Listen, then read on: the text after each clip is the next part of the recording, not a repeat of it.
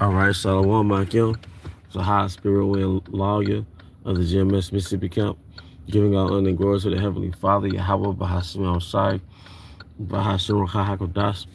I also want to give double honors to our elder apostles and elder bishops of Great Millstone Ruel, as well as peace and blessings, health and wellness to the house of David the elect.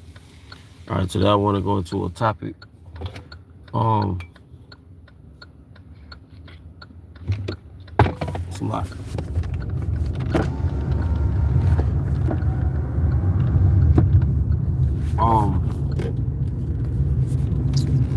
a topic pertaining to the movie,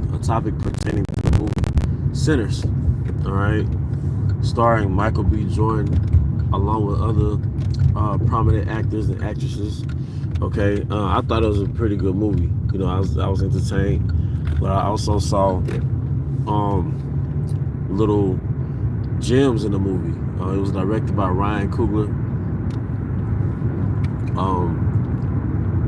It's a good movie. I like the movie. All right, but one thing that it stimulated in me is this thought process that, you know, America is a prison planet for the Israelites.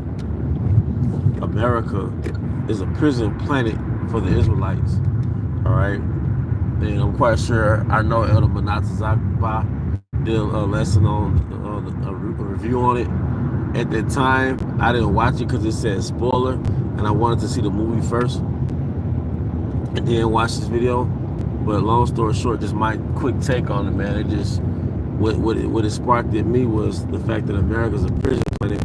Because just a little spoiler on my behalf, one thing that was mentioned in the movie was that in this world they don't want you to build. They're talking about the so-called black man. That was like, they don't want you to build. Shalom, Zakon, how about Simon Shai? He said, in this world, they do not want you to build.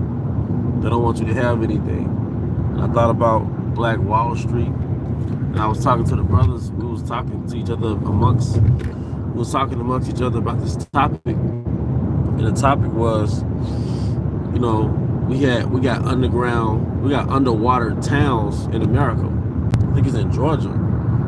It's like you got towns that basically they evacuated Jake, pushed Jake out, then flooded the town with Esau's cutting out the connection.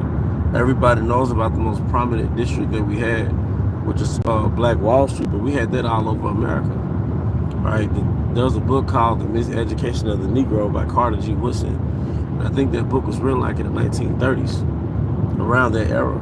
But when that book was written, we had Jake owned banks, you know, Jake owned businesses, Jake owned stores.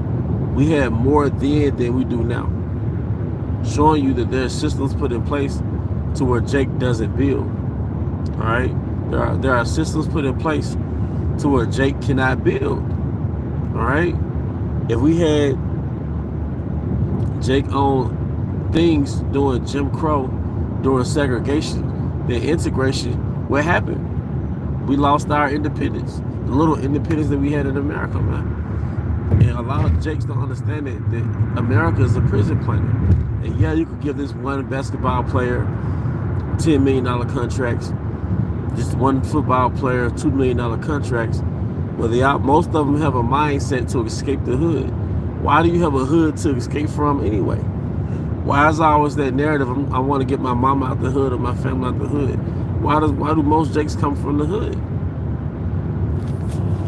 And everybody wants to leave the hood, all right, and go to this professional league and make millions of dollars. But why do they have to leave some decrepit, impoverished place just to, you know, be a millionaire, you know?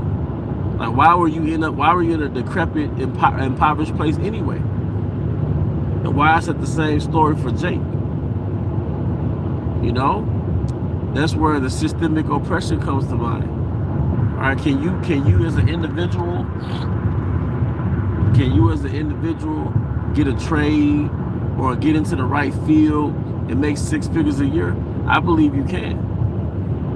A lot of brothers was on that path, all right, anyway, you know, getting some type of trade where they can make a decent living, all right?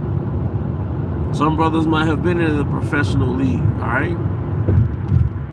But at the same time, and what you'll find out is Jake, they get those big contracts in the professional leagues. There is the stipulations to those contracts, and one of the stipulations is you can't help your people like that. You cannot help your fucking people. So you have a lot of individuals that have money, have a little leeway in the society.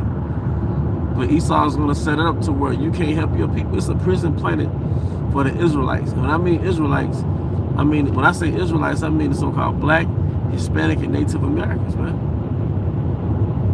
Because you got Israelite foreigners all throughout America in communities that's in worse conditions than the Israelites in this country, man.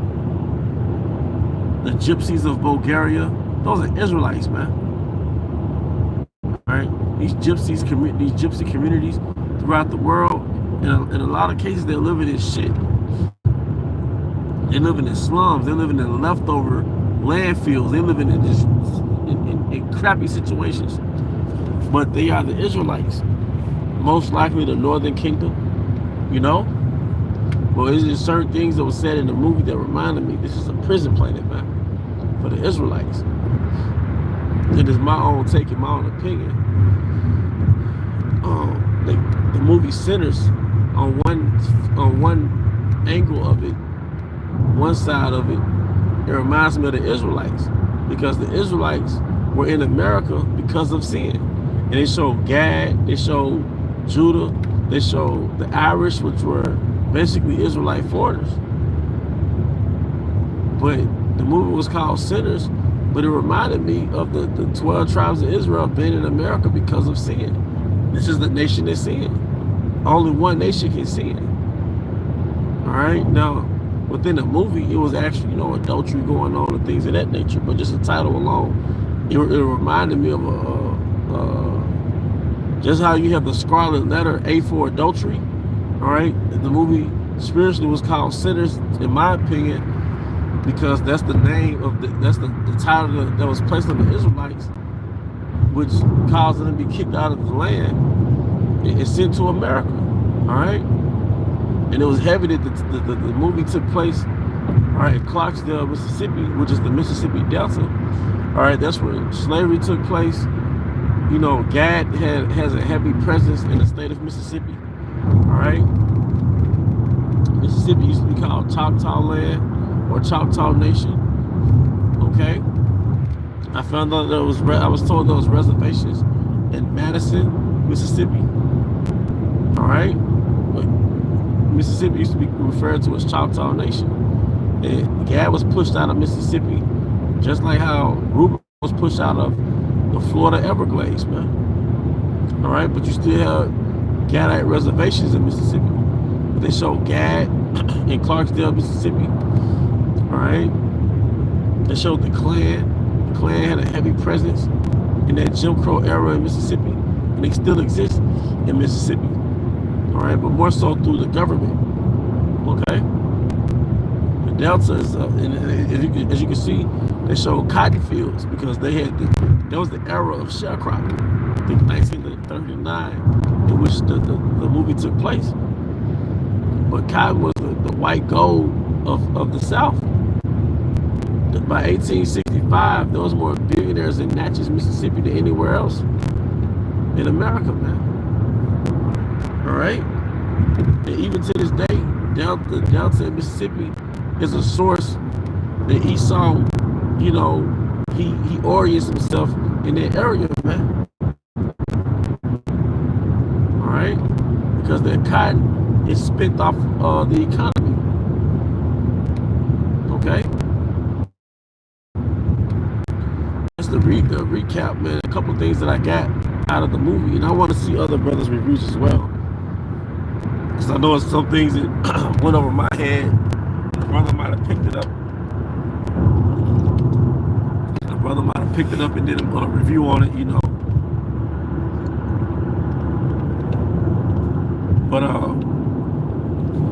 But yeah,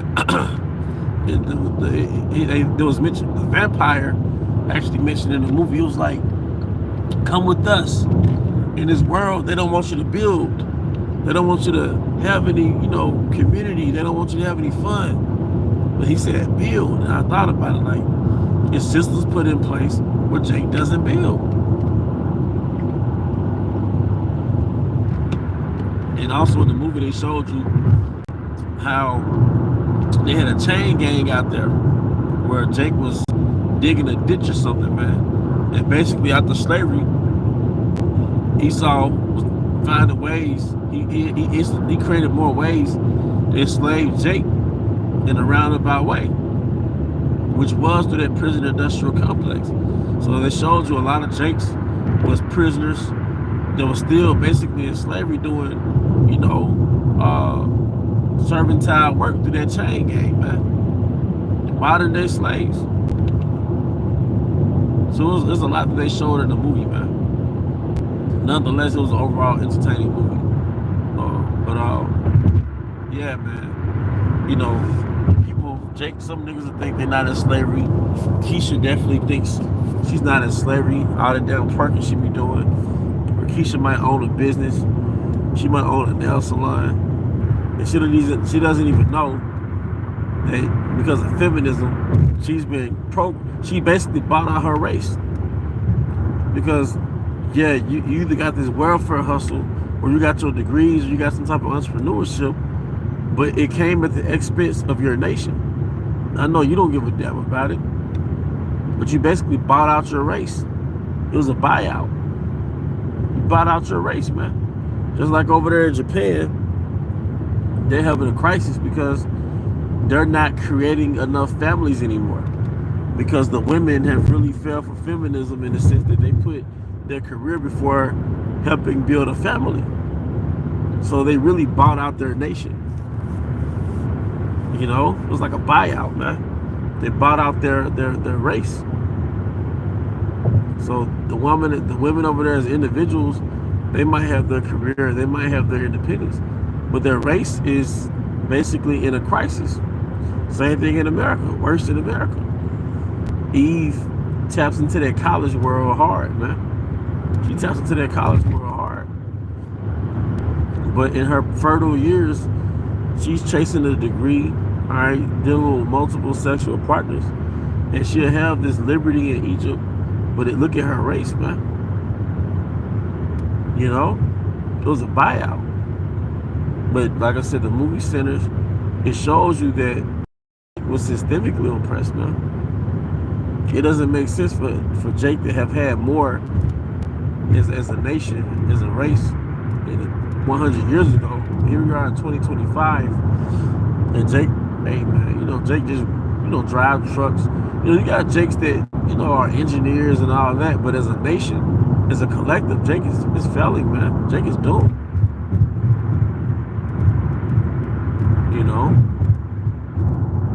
And Jake has been targeted so much that you actually think that Jake is incompetent.